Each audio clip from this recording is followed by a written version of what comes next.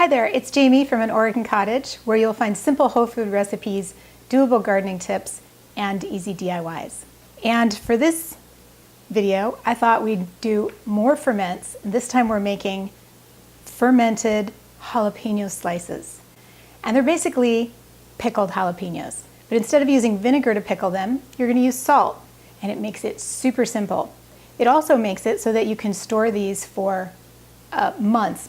Up to a year, I've heard people store these for in their refrigerator. Ours don't last that long, but it's a great idea. They're so easy to make that you can make them any time of the year.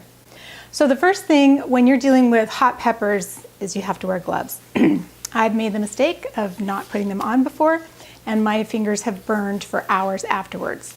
I've also heard of people who've touched their eyes, and then it's really kind of serious. So unless you are a pro at dealing with hot peppers, put on your gloves.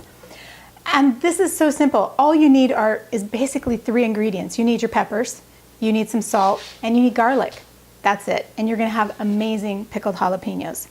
So you could put whole jalapenos in there, but who eats a whole jalapeno? We like them sliced so we can put them on different foods and things. So it's very simple to just slice them. Now, of course, the heat is all in the seeds and the membrane.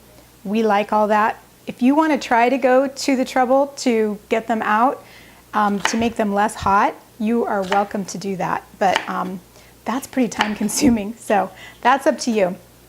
So you just want to slice about a ½ pound of jalapenos.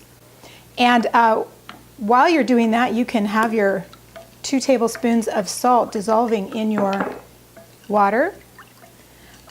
You can also just do it right before you're going to pack them, like this. You just want to let it sit at least a minute or 2 so it can dissolve a little bit. Then you want your quart mason jar with a wide mouth. 4 to 5, it's kind of up to you, garlic cloves. And I like to slice them, especially if they're bigger, just to let some of the good garlic flavor out. And then you're just going to pack your sliced jalapenos in there. So we've enjoyed pickled foods for years and years, and now I'm like, you can ferment them instead of using the vinegar method. They're better for your gut, so they're healthier, and they're easier. So I'm just looking at more and more things that I can ferment instead of pickling with vinegar. And these jalapeno slices are just one.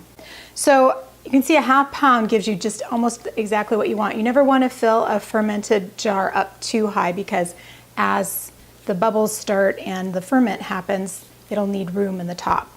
So once you're not dealing with the peppers anymore, you can take the gloves off.